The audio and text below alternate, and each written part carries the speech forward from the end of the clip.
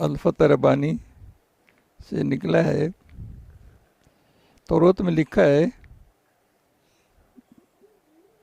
جو علم میں ترقی کرے اس کا درد بھی بڑھنا چاہیے.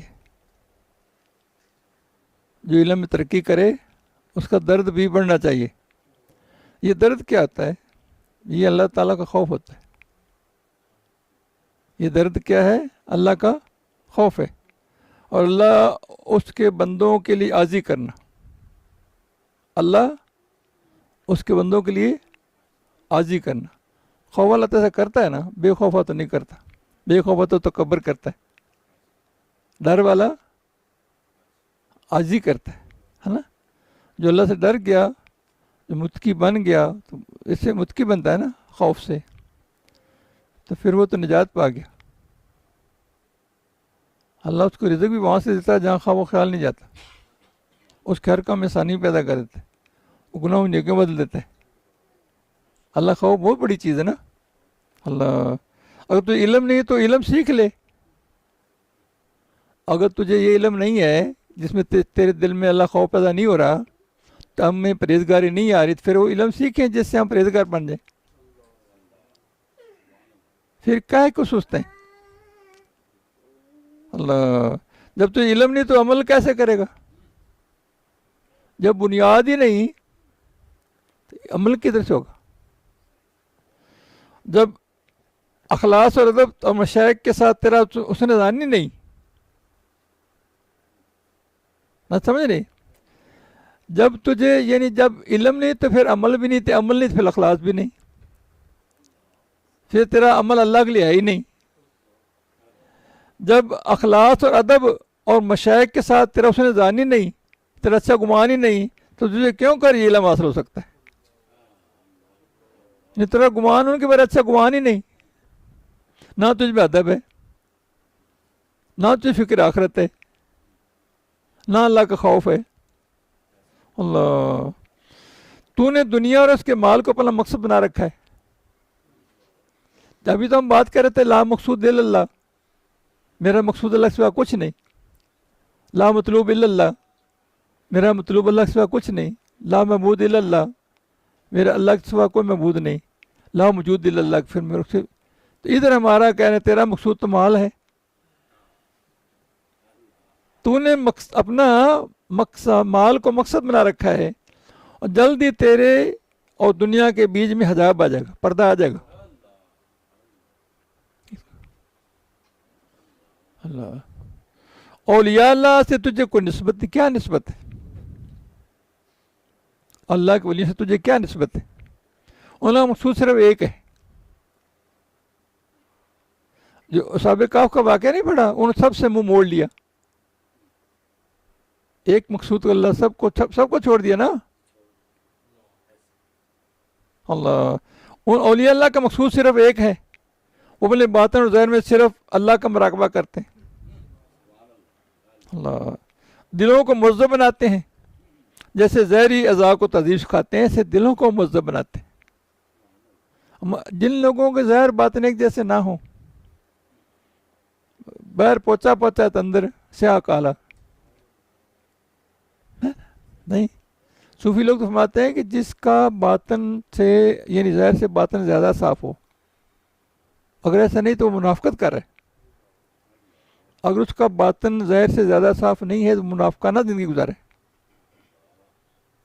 اللہ، ان کی یہ حالت جب کامل ہو جائے تو انہیں سب خواہشوں سے کفات کرتی ہے.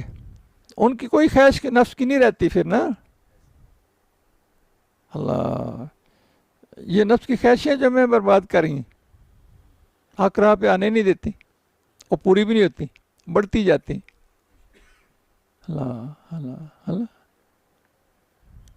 جیسے انسان بوڑھا ہوتا جاتا ہے نا، اس کی حیرت سے مال اور عمر کی زیادتی کی خواہش بڑھتی جاتی ہے کہ میرا مال بڑھتا جائے، میری عمر بڑھتی جائے.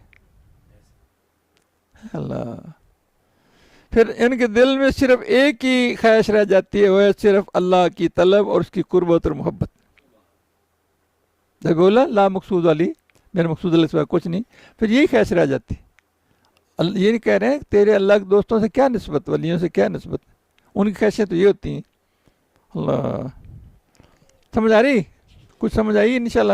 اللہ اللہ حکم.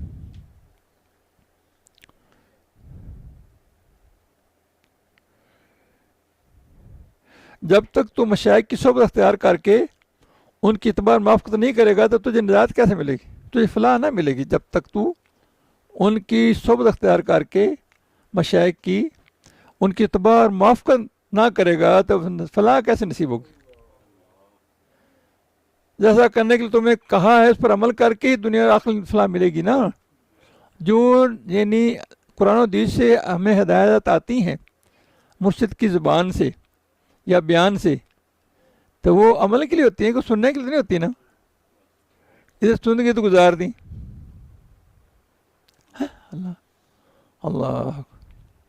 وہ ایک بندہ وہ یعنی جو بے ذوق ہوتا ہے نا وہ دین کا مذاق اڑاتے ہیں. کہتے اللہ نے کان دو کیوں دیے ہیں؟ وہاں کیوں دیے جی؟ کہتے ادھر سن ادھر گزارتا ہوں. وہاں تو ایسا ڈھیٹ ہے. تو دونوں کانوں سے کیوں نہیں سنتا اللہ کی باتیں؟ وہ مذاق ہے نا دین کا کرنا. ادھر سن ادھر گزار دو. اللہ جو کچھ میں تجھے کہہ رہا ہوں اسے سمجھو، اس پر عمل کرو. عمل کے بغیر کسی بات کا سمجھنا کوئی معنی نہیں رکھتا. یعنی علم ہو تو عمل نہ ہو وہ تو ایسے جیسے گدھے کے اوپر بار ہے نا. قرآن جی آتا ہے نا وہ ایسے جیسے گدھے کے اوپر ہے. اللہ اخلاص کے بغیر عمل لالچ کے سوا کچھ نہیں.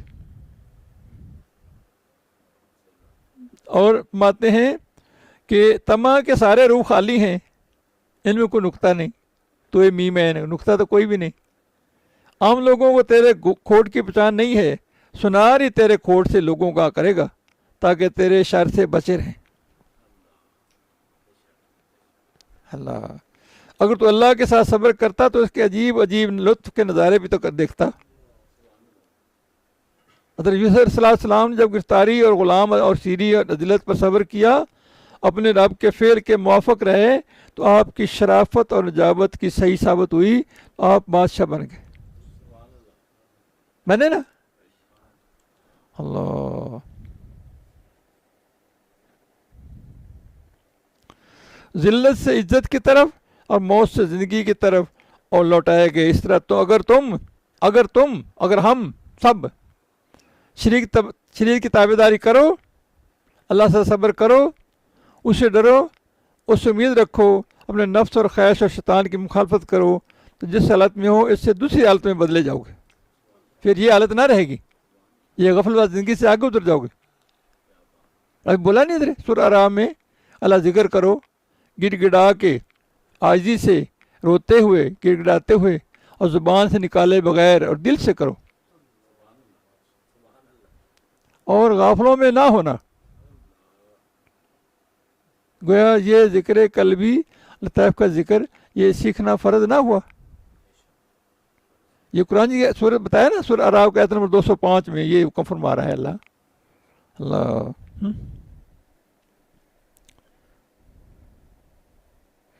جس چیز کو ناپسند کرتے ہو نا اس کی جگہ پسند کی چیز عطا کی جائے گی. جب تم تابع داری کرو گے شریعت کی، اللہ کے ساتھ صبر کرو گے، اسی سے ڈرو گے، اس سے امید بھی رکھو گے، اور اپنے نفس اور خواہش شیطان کی مخالفت بھی کرو گے، تو اس حالت سے بدل کے اگلی حالت میں لے جاؤ گے. پھر جس کی چیز پسند کرو گے اللہ آپ کو عطا بھی کر دے گا. آپ دل میں سوچو گے عطا ہو جائے گی. اللہ کوشش کرو، مشقت تھا، کچھ تجھ سے کچھ ہوتا نہیں ہے، جبکہ کچھ نہ کچھ کرنا ضرور ہے. کچھ نہ کچھ کیے بغیر گزارا نہیں ہے. اللہ کوشش کرنے سے بھلائی حاصل ہوگی. جسے طلب ہوتی ہے وہ کوشش تو کرتا ہے تو مطلوب کو پا بھی سکتا ہے. اگر ندی بہہ رہی ہے ہمارے ساتھ، ہمیں طلب نہیں تو ہم کوئی نہیں پانی پئیں گے. اگر طلب ہوگی تو پھر تو کوشش کر کے بھی ندی کے پاس جائیں گے. جن لوگوں میں طلب خدا نہیں ہے ان کو زیادہ سناؤ تو وہ کہتے ہیں پتہ نہیں کیا پڑھ رہے ہیں. ان کو سمجھ کیسے آنی کہ ان کی طلب ہی کچھ اور ہے. اللہ. حلال کا لقمہ کھانے کی کوشش کر، یہ دل کو روشن کرتا ہے اور دل کی طریقیاں دور کرتا ہے. جو پتہ ہے حرام کا لباس جسم پر ہو، کھانا ہو تو دعا 40 دن قبول نہیں ہوتی. اور ظلمت بڑھتی جاتی ہے اور گھاٹے کی طرف انسان چلنا شروع کر دیتا ہے، عقل ماری جاتی ہے. ہر چیز کا اثر ہے نا جی، ظلم کا اثر ہے نا. اللہ. حلال کا لقمہ کھانے کو شکار تو یہ دل کو روشن کرتا ہے اور دل کی تاریکیاں دور کرتا ہے. جو عقل اللہ کی نعمتوں کی پہچان کرائے، ان کے شکر کی توفیق دلائے، اس کی نعمتوں کی اقرار کرائے، نعمتوں کی قدر پر مدد کرے، وہ عقل میں فائدہ کرنے والی ہے. جو بے عقل بنائے، اللہ سے دور لے جائے اور غفلت میں ڈالے، وہ کیا عقل ہوئی.